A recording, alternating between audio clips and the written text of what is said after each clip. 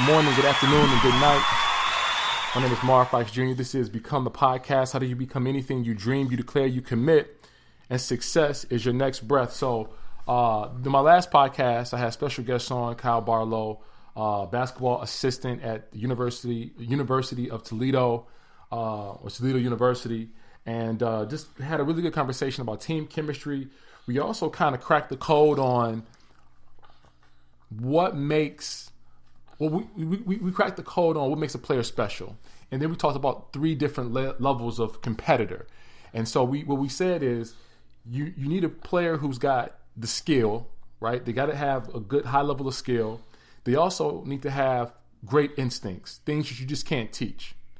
They need to love the game and need to love practice. And if you got those four things, then you're working with a monster. If you got a guy who loves to compete, loves practice, right? Loves to come in and practice and get better, has the instincts and has the skill, you're working with a competitor. And then from there, we broke down some of the other players that might have some of those traits, but may not have all of them. And then we put out some comps to kind of paint a picture of what these other players look like. So if you're interested in the information, go into the last pod. But I'm going to call him back because Barlow's got a really, really interesting story. And I'm going to call him up and we're going to hear this story about basically how he got from a small town in Howell, Michigan to where he is now coaching Division I basketball. So let's give him a call and talk to my man Barlow. I got Simon on deck as well, so don't judge me if you hear my son in the background.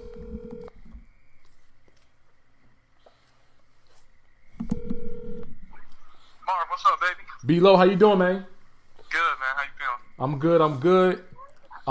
So as before you got on, I kind of gave a little introduction to kind of bring everybody up to speed on what we talked about yesterday, and then want to talk today about your story. We ended last pod talking about your story, and you had a great suggestion and said, listen, Marv, we should probably do this tomorrow, or we should probably do this another day. The story is pretty robust, got a lot of details, a lot of ins and outs, a lot of cool stories within the story that I think can help a lot of people, can also give some people some advice on how to get into coaching, how to, especially college coaching. And I think some of your story is not only inspirational, but it's also instructional. So let's start from high school and how we get from there all the way to where you are now, University of Toledo.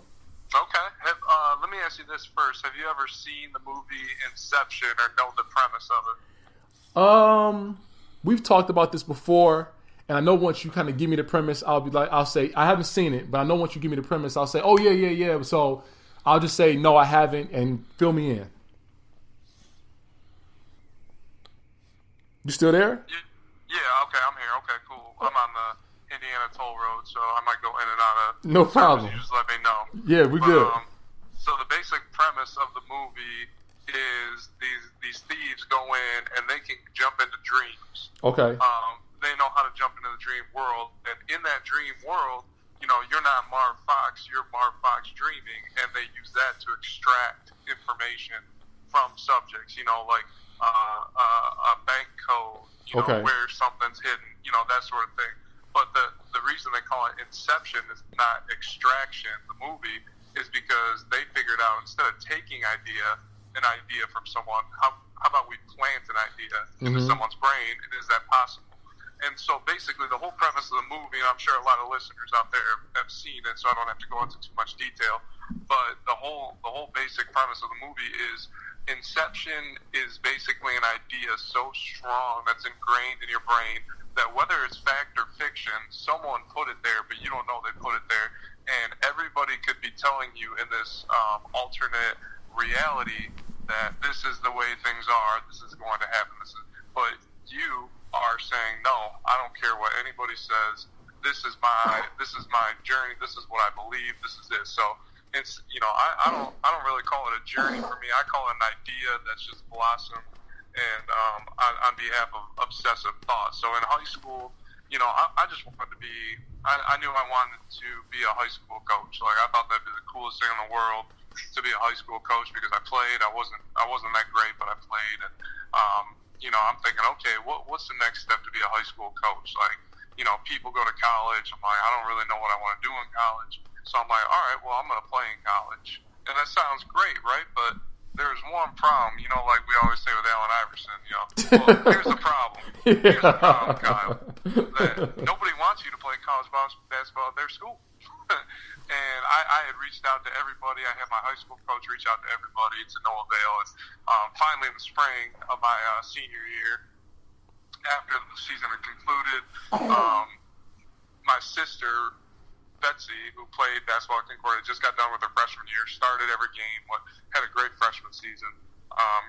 Talked with the coach and said, hey, my brother is thinking about coming here. He wants to play basketball, so Coach Lindback invited me to the tryout, and I swear, man, I was probably 0 for 50 from 3 in the tryout. I don't think I hit one. I mean, we did 5-on-5, and I played, and I was, I couldn't make a shot. But, people don't pass in that, so I'm like, okay. So we broke it down, and then we played 3-on-3. I'm like, cool, I might get some more shots. Well, I got more shots, but I just didn't make it. and then, so basically, I'm like, all right, here's my chance now, too. Like, we're going to play one-on-one. I'm like, cool, still couldn't make a shot. Probably got beat 30-0 total on one-on-one. So I'm leaving there, and I'm like, well, that was my chance. I blew it. Like, I'm going to have to be go to, Central Michigan or Michigan State, be a student manager because I still want to coach, whatever.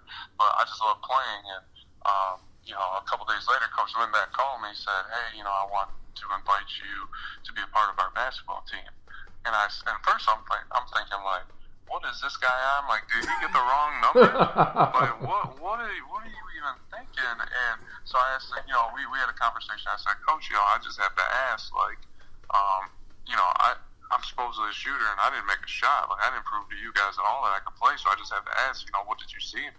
He said, well, he's like, yeah, we know you had a reputation as a shooter, but he's like, I've never seen somebody take 15 charges total in a day in an open gym tryout session. And I'm like, yeah, you know what? I did take a lot of charges. I'm thinking about it. I'm like, yeah, I was hustling all over the floor and, doing what I do. So it was funny, man. And long story short, I got to Concordia. And once I got there, I'm like, you know what? I don't want to be a high school coach anymore. I want to be a college coach. And then so I started thinking, okay, what are the things I can do to be a college coach? So, a lot of people, I reach out to a lot of people, and they give me advice, okay, work as many camps as you can, help you get to know people. So I worked a ton of summer camps, Michigan, Duke, UConn, Concordia. I worked a ton of high school camps, worked with some personal trainers at their camps, just networking and all that stuff, and learning more about the game too from a coach's perspective, not a player's perspective. So,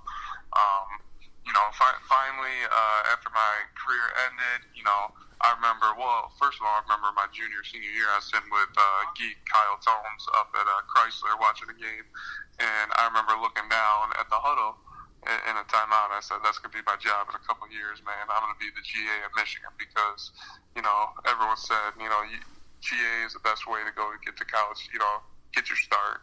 And I'm going to be the GA of Michigan. And from that point on, like, everything I did was obsessive to that point to reach that goal. Working camps, showing up to Michigan camps, showing up to random Michigan practices and workouts just so they knew who I was, and all these things. And so this is what happened. They had that position come open. Well, hold on, go back, because didn't one summer you work Duke's camp, UConn's camp? Yep.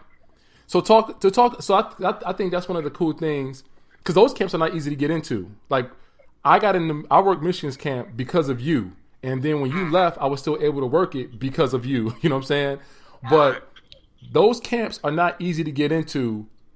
A lot of times, you're to work for a few days at a camp. You have tons of people applying so they can be a part of that Division I experience and maybe see some people that they saw on TV. So talk about that. Talk about what led you to apply for these camps and just kind of the process of applying to UConn, Duke basketball, and then also U of M. Right. So I had heard that the best way to go about it is working summer camp. So I started local with Michigan. I always wanted to work Michigan. I thought that'd be the coolest thing in the world. But then I'm like, you know what? Like, I'm a college student. This is the one time I probably have a chance to do something crazy. I'm like, I'm just going to start applying to all these camps. So basically, I took the Final Four that year. I applied to Duke, UConn, Kansas, and I forget who was the other team in the Final Four that year. Applied to all their camps, and I actually got a lucky break one night on campus at Concordia. Geek and I went and saw, during finals week, no one was really on campus, we went and saw a play because someone we knew was in the play. So, very, very kind of out of our character. One of the few plays we probably saw all there, but, we're bored, nothing to do. But in that, someone who was attending there by the name of Chuck Swenson, who Geek recognized right away. I had no idea who he was. Well, Chuck Swenson ended up, he was a guy who coached with Coach K at Duke for 10 years. Coached with Tommy Amaker at Michigan for 6 years, and then got out of coaching and worked in the area. So he recognized him right away, and I kind of picked his brain, and I asked him, I kind of told him what I was doing. He said, "Yeah, work as many camps as you can." So I reached back out to him, and I was like, "Look, I know you work Duke a lot. Like, is there any way you can get me in there?" And he said, "Well, just put my name down because they'll know who it is." And when I reached out to Duke, they said anybody who's a friend of Chuck Swenson is a friend of ours. Absolutely, you can come work our team. Wow. And UConn, kind of the same thing. They knew this man too. So it ended up working out, get a good stroke of luck there to do those things. And I mean, it was just a great experience, man. Unbelievable experience being around those guys. And it was a lot of guys who were doing the same thing I was doing. So it's a lot of guys I still keep in contact with today. One of them is the assistant coach at Buffalo, and they just went to the NCAA tournament and beat Arizona, of all things. So he was one of the assistant coaches that I've known all the way back from Duke, just a long time ago. So let me stop you right there. Isn't it funny? And I've always thought this. I've always been amazed at how consistent this happens. But you said something earlier about compulsive thought. And I think it's funny that when you really set your mind to doing something, it's funny how the universe conspires to assist and serve you. And it's funny how you can be led. Like if you're just really focused in on something specific, it's funny how you can be led to go to a random game on campus and you can meet somebody and meet not meet just somebody, but meet like the body or the person who just so happens to have a really good relationship with the people that you want to be affiliated and associated with. And it's just funny. And here you are thinking like, I really want to be in this space. And because of your thoughts, because of your actions, because of everything, all this energy driving, all this energy you're putting into this one direction, it's funny how the universe works in your favor and brought you closer to this guy who had connections to both these schools. I think that's just, it's amazing. No doubt. And let me ask you this too. We talk about this idea all the time of that, how the universe is going to reward you. A lot of those type of conversations are law of attraction, how the seeker will put it. But at what point is that thought, that compulsive thought, and just obsessive thought, at what point is that detrimental? Can it be detrimental to your dream, or what is that journey? What is your opinion on that? I think there's got to be some signs throughout the process that let you know that things are in sync. Like if I really, like, I don't believe my purpose is to be the lead singer in a heavy metal band. So no matter how much I want this to happen, I have to realize that, first of all, I'm not a singer. I can't carry a tune. I don't even like heavy metal. Then there's the signs. Okay, like if I really want to be this, what things are lining up for me? You know what I'm saying? So I think a lot of people who want certain things don't take the time to figure out, within this thing that I want to be a part of, do I have a genius level talent that is associated or connected to it?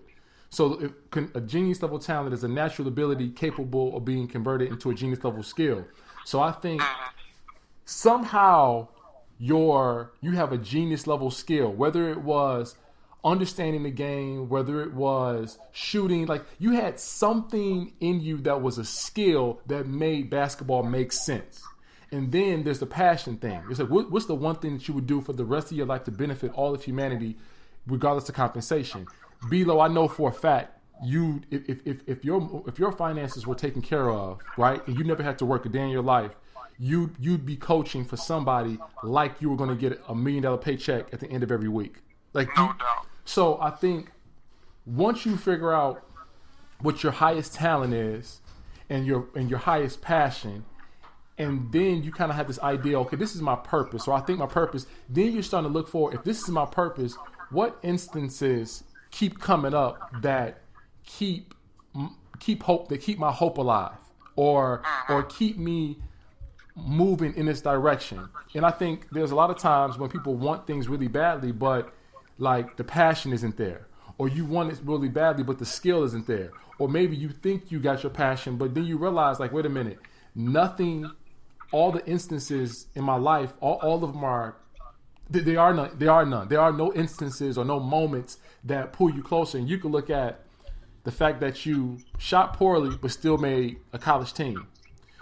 You could look at the fact that you started meeting people. You live right down the street from Michigan, from University of Michigan. So you can start looking at even little things like that. The fact that you applied to these schools and you were able to get to these schools. The fact that Michigan has not an open practice policy, but if you call and push the right buttons, you can get in that space. So you can start looking at all those different things, playing college ball, being close enough to the University of Michigan, of all places, right? Like, of all places to be connected to, you're going to a school right down the street from Michigan, and now you have that access. So you can start looking at all these things are kind of lining up, and that's when it's like, the dreams and your pursuit of those things will never harm you. But it's when you start pursuing something, and then you never ever, like, not only do your skills and your passion not match up, but then there aren't any moments that can lead you to believe or can sustain your level of hope. If you don't have those moments, that's probably when it's time to, like, do something else, because there's another avenue that maybe you need to travel so that you can become your highest self, if that makes any sense. Right, and that's perfect, because I think that's a great segue. So if that first little session that we talked about, I would call that the hope session, or the dream session. Like, I have this hope, I have this dream, and how I'm going to achieve it. And this next segment is, in my opinion, it's like the disappointment segment. Like, and I'll kind of just start off, and we can kind of go as comment as we go. But so Michigan had this opening with a GA position. Remember, this is like, okay, if I want to get to where I'm getting to, I know this is the avenue I have to take. This is 100% it. Yeah. So they have a wrestling tournament of all things in Chrysler Arena, and so they have to find somewhere to practice. So Coach Lindback, they call Coach Lindback at Concordia, because they didn't want to go to a high school. They want to go to somewhere in college. It's spring break. Yeah. They called Coach Lindback. He said, yeah, it's perfect. Spring break. You guys come on in and practice here. It's no problem. So Coach Lindback knows that I'm just around. Like, I didn't go anywhere for spring break. I didn't really have money like that. Like, yeah, sure. So I was, he already knew I was going to be around. He knew I loved Michigan and all those things. This, that, and the third, he said, hey, Barlow, Michigan's practicing here if you want to come by. And I said, great, and that was very purposeful, because people always tell me to do that. So Coach Beeline, hi, my name's Kyle Barlow, really, really enjoy some of the things you do. I'm a huge Michigan fan. I know that you might have a GA position become available, and I would love to sit down and talk with you about that. Really just really intentional, and he was great, very receptive, and we would love for you to apply for this position. Like, you fit the mold of kind of someone who we'd be looking for. So go through this whole process, and I'm trying not to get my hopes up, but I'm human, and we had a lot of dialogue during this conversation. So I was just psyched. I was thrilled. I'm like, this is it, man. This is everything you talk about. All these collective events that are kind of came together that's going to lead to this. So that was it, and I'm like, here we go. This is it. Finally, this is my break. This is how I'm going to achieve my purpose. Fast forward, about a few weeks, maybe a month, and boom, I didn't get it right. Just absolutely devastated. Sure. Because I thought this was it, and I still remember saying to some people, that this is probably the closest I'll ever get, and it just hurts to know that that's the closest I'll ever get. Mm-hmm. And so immediately after I got done, told Coach Lindbeck that I didn't get it. He goes,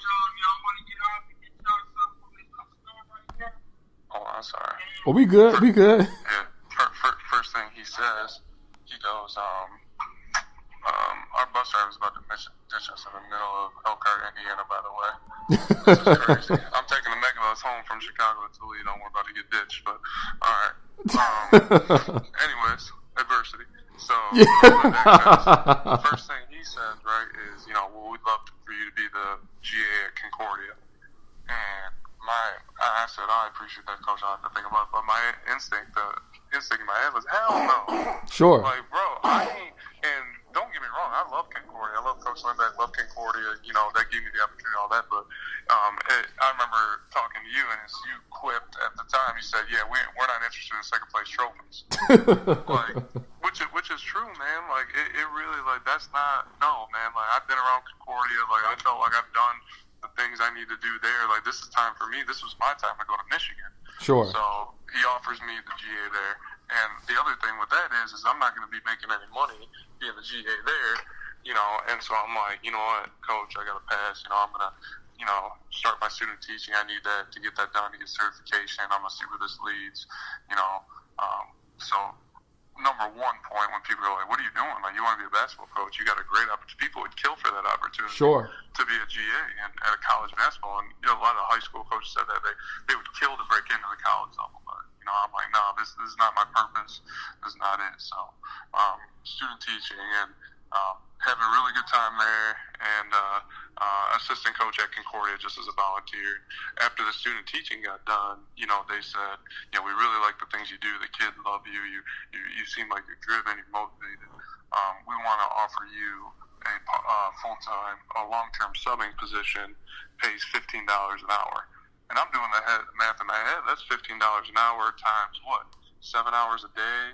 I'm doing quick rounding 5 days a week. I'm like, that's more money than I've ever seen. Yeah. For a month. But I just knew there was something deep down in me that said, if you take this high school job, then that's what you're going to be. You're going to be a high school teacher. You're going to be a high school coach, right? Sure. You ain't never getting out of it. And I've happened to many people that I talked to before. The money was too good. They couldn't get out. Got a family. This, that, and the third, whatever.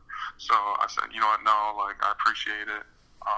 But that's just not where I'm at this point in my life. And they said, okay, that's fine. They come back.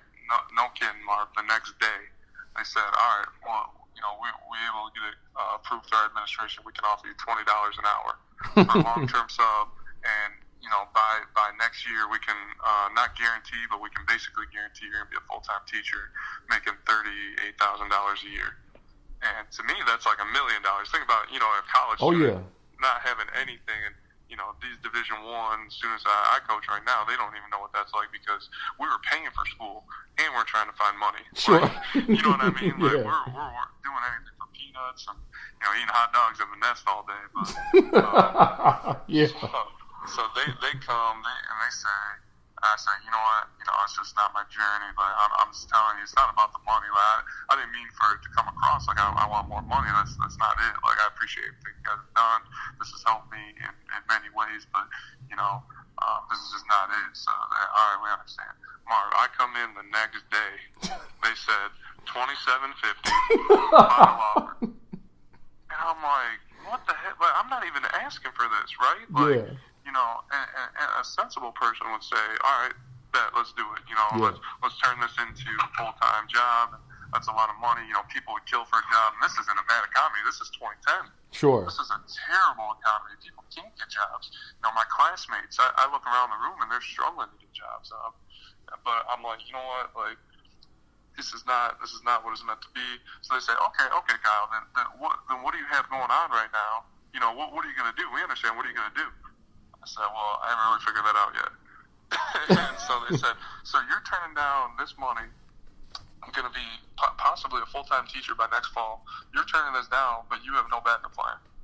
I said, yes, there you go. Good job. Correct. But you know what, man? That's if you were talking to somebody who was into education because they felt like this was their purpose. When you turned them down, they got it. They would have got it. They would have understood it. Like clearly, clearly you're supposed to be doing something else. But unfortunately, most people don't know what their purpose is, and not everybody has the support or has the confidence or even just naive enough to fulfill their purpose or even know what that is or pursue it. And so if it's good money on the table, they're taking it. If it's a good job on the table, they're taking it. And sometimes that often distracts many people from their purpose. Sometimes bad things distract people from their purpose, but sometimes good things like a really good job and the long-term stability that can distract people from doing something that is going to be really fulfilling and really promising and help them to help not only themselves but other people. But I think it's just dope that you were so committed to this idea of being a coach that you were able to turn down money. And it's something that most people cannot do. Something that most people can, and it's also good to tell people that it's not like you were sitting on a whole bunch of money here. So like they don't want to. You don't want to create the illusion that like my parents were filthy rich and I'm taken care of, so I can make these decisions. No, you were, like you said, Concordia is a private institution. It's cost a lot of money to go there, and then you're not working. So you're like you said, you're spending tons of money. And then you're trying to find a way to just make a couple dollars so that you can have a social life or even, enjoy the social life. So it's also a good lesson that when you are committed to something, to a purpose, you have to be able to say no to good things because that good thing might slow you down or distract you from the ultimate prize in the end. And that's a great point, too. And, I think, granted, sometimes, like, I know you know me really well, and we've known each other a while, but, that was, like I said, that was 2010. Like, my parents had just got a divorce a year earlier than that, and my mom's house was getting foreclosed on. Like, that's what people might say, oh, yeah, well, that's nice that you could turn down all this money. Like, nah, man, that wasn't the case. Like, I wasn't in a position to, but that's where I think I think it's really divine. Intervention really came into play. Was basically, look, like, something just told me, like, if you do this, then you're not doing what you're meant to do, or you're not fulfilling your purpose, or you're going to regret it somewhere down the line. Yeah. Now, I'm like, if I'm going to regret something, it's not going to be 20 years later. Like, it's going to be right now when I'm dead broke and have nothing anyway. Sure. Like, then I can at least live with it. So that's a great point. But to get to where we're going with that is the next day after I turned down $27.50 an hour, which is insane money for, what I wanted to do. Yeah. Coach Lindbeck calls, says, hey, Barlow, like, I just got the admissions director job. Like, okay, like, you're a basketball coach. What do you mean you just got the admissions director job, right? Yeah. So he said, I'm like, I don't know what that means, whatever. Congrats, coach. That's awesome. He goes, I have a admissions counselor position open. I said, that's great. Like, he's like, would you be interested in applying for it? He said it pays $30,000 a year. You can still be a volunteer assistant coach, at Concordia, not making any money there, but, at least this would get you steady money. And I know, it's your journey you want to coach.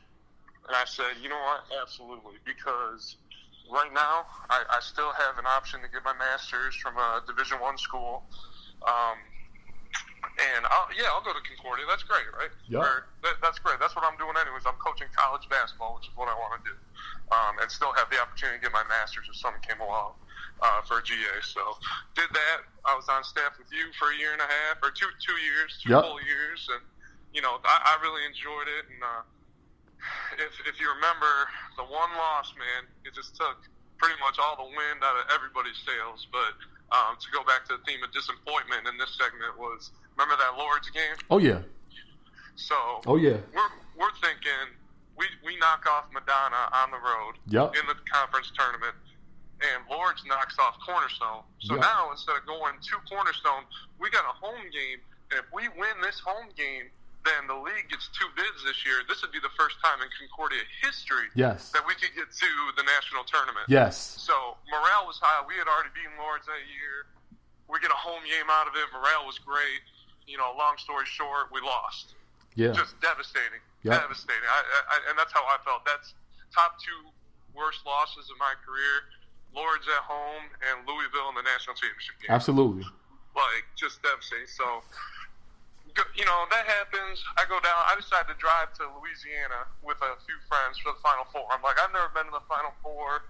Like, they said it's a good time. You know, you see coaches there or whatever. So I hop in a car, drive to Goshen, Indiana, hop in a car with coaches at Goshen, drive from Goshen, Indiana to New Orleans, Louisiana. You know how far of a ride that is? It's a minute. Yeah. It's a minute. I didn't realize how far it was until halfway there, and I had to pee really bad. I'm like, this was actually a very stupid idea. This is one of your best ones, yeah. So we get there.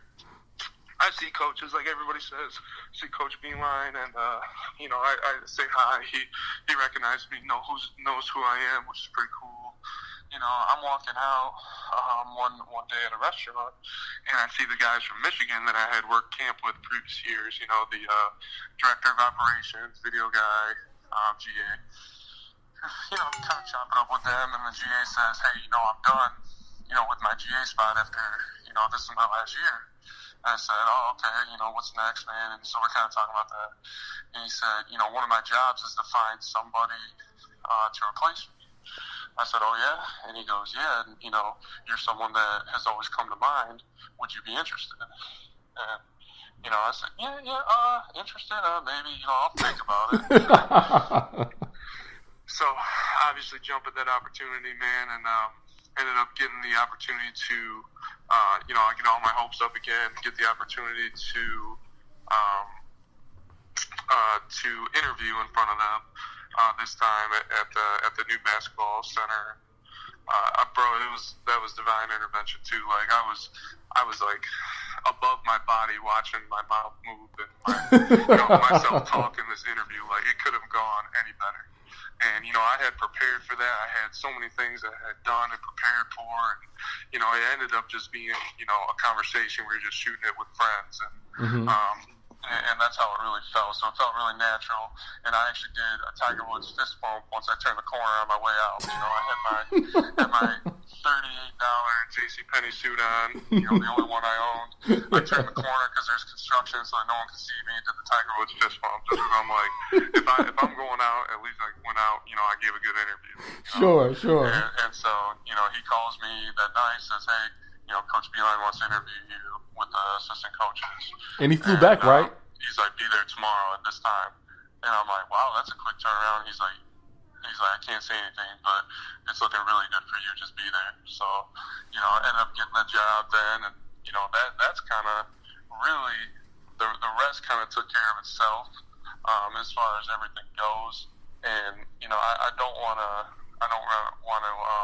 short sell the fact that it was a ton of work. Sure. Like just preparation for, you know, for that interview, for preparation for getting that job. I mean, that was 4 or 5 years in advance, working camps at Michigan, making those connections with those guys. And, you know, it was, but it was everything. It was purpose driven. Like, this is my purpose. This is my objective. So what kind of standards do I have to hit this objective, right? And, you know, I went about it the best way I thought I could, and then ended up working out. You know, I tell people all the time I got lucky, like, and I do believe that, but luck is when preparation meets opportunity. Yeah. So when it was a lot of preparation, the opportunity came up, and very blessed to, you know, have gotten that opportunity. So that was the biggest struggle or uphill climb, in my opinion, was just breaking through. A lot of people don't break through to that Division I level. No. You know, a lot of great coaches, great people, great players, you know, whatever. You just don't break through. It's a hard thing to infiltrate. Yeah, we know that. I only know 2 people who make vertical leaps. Most people make lateral leaps in terms of, you know, you're in the NAIA, or let's say, for instance, you're Division II in NCAA or Division III, whatever. Most people just make these lateral leaps where they just end up in another institution on the same level. But there was a women's coach, Andrea Gorski. She made a vertical leap. She went from our level to the Division I level off of, you know, wins, like crazy wins. Yep. And you did it through so much hard work, and she put in a lot of work too, but I don't know her story as much as I know yours.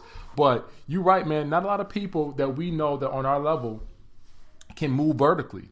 And here's the other thing, And this is what I was talking to Nate Schmidt, who we did a podcast, and we were talking about the pressures of coaching and being able to handle that pressure. Where you have too many losing seasons, you're done. You know what I'm saying? And so with that being said, there's a lot of pressure on the head coach, but there's also a lot of pressure on the assistants to coach their butt off, to handle these kids, to prepare for the game. There's just a lot of pressure on a Division I level because people can lose their jobs. You know what I'm saying? It's and it's subjective. It's not like, well, we're graduating kids. Well, yeah, but you're also not winning games. You know what I'm saying?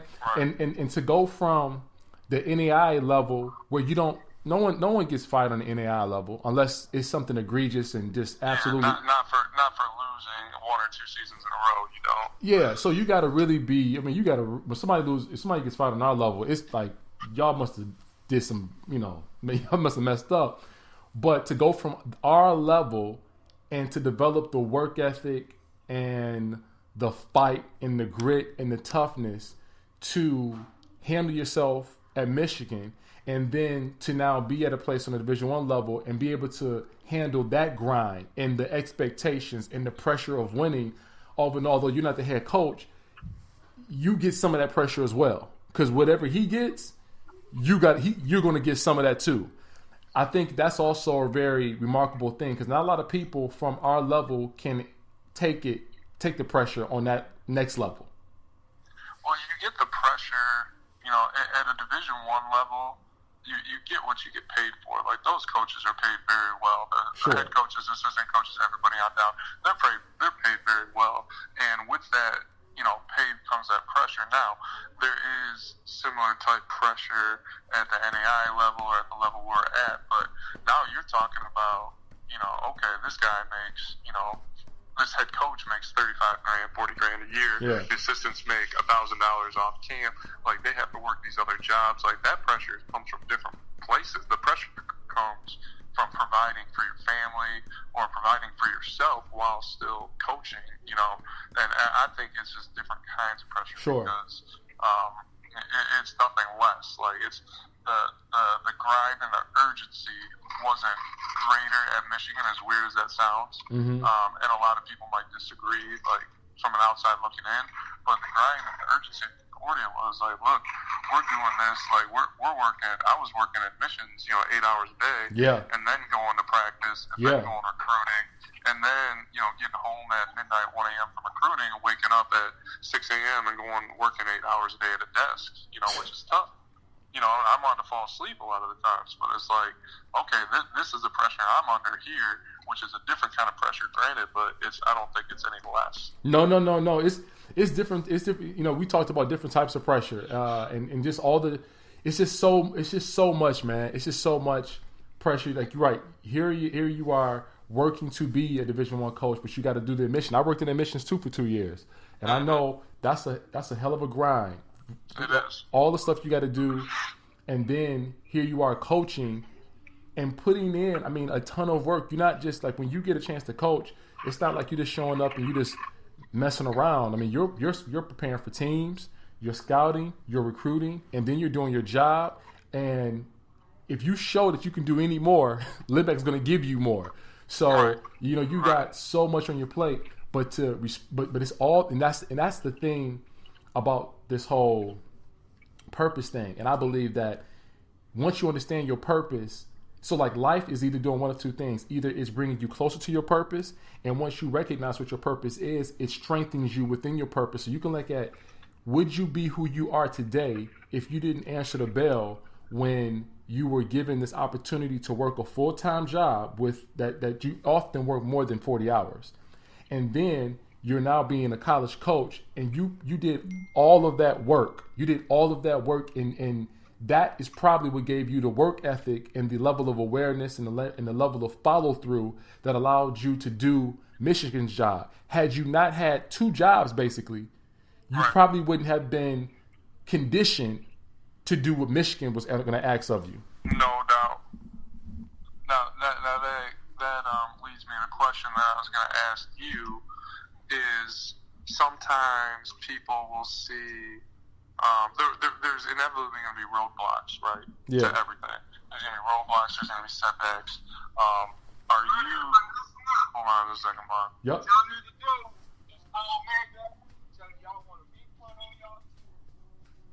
Oh boy. You good? No, I might be left in the L cart. Is there another bus coming?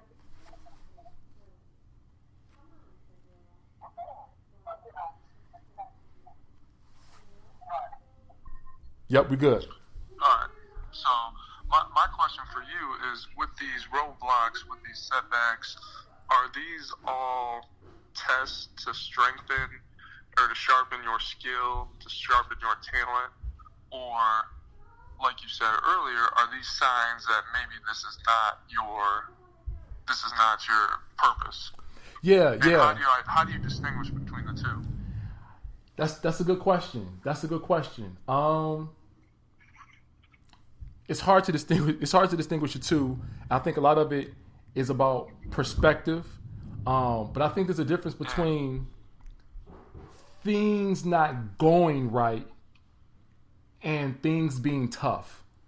You know, if you want, because we could read when we review the storyline and review all the different parts of your narrative,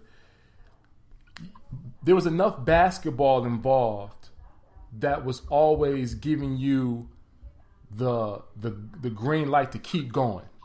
Mm-hmm. It wasn't like you never got, like there was never any opportunities. It was never like you never got a chance to coach anything. You know what I'm saying? There was never like basketball was completely absent in your life. Basketball was always there. Because there was never an option not to be. Yeah, right? yeah. And so I think that's the difference. You have to distinguish, at some point you have to distinguish, is it just tough? Because if it's just tough, okay, that's for me to get stronger. But if it's, and we got like 2 minutes and 40 seconds, but if it's like, preventative? Yeah, if it's just like, it's preventative, like, yo, this is not even tough. It's like non-existent. Like I'm not even, there's no sign of what I want to do present here. And that's when you have to say, maybe I need to look at another direction because there may be something else that I'm supposed to be doing and it's not this over here. Right. No, that makes a lot of sense. Like, I was just trying to think, we can only draw on personal experiences, right? But sure. I'm trying to think if something would have prevented me from it. And it's like, basically, if you're an artist, or if you want to be an artist, that's your goal to be Van Gogh, but you can't even draw a stick figure. That'd be preventative, right? Yeah.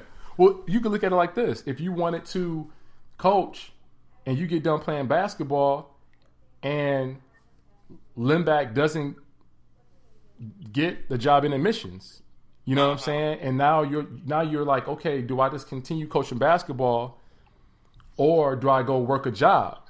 If he doesn't come with the job, maybe then you say, all right, well, I need to go just take this job as a teacher, as a sub. But because he gave you the job or the opportunity to work, and you knew you could coach, and you knew you would be in Ann Arbor, and you knew you would be down the street from U of M, it's like, nah, this ain't preventative. This just tough.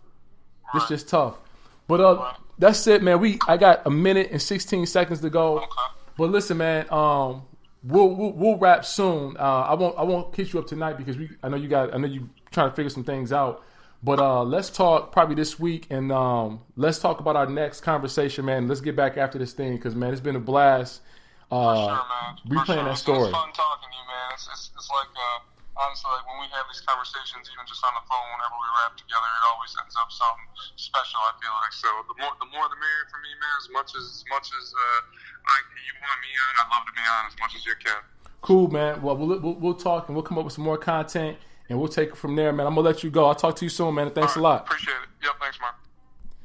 Well, that's it. That's Kyle Barlow. I'll finish this thing off. Greatness lives on the edge of death. I am not afraid to die. I will fight for my dreams. I will celebrate my dreams, and I will die for my dreams. And thoughts are things, and everything starts off as a thought first, springing from a place of mindfulness and clarity. My name is Mark Fox Jr., and we are done.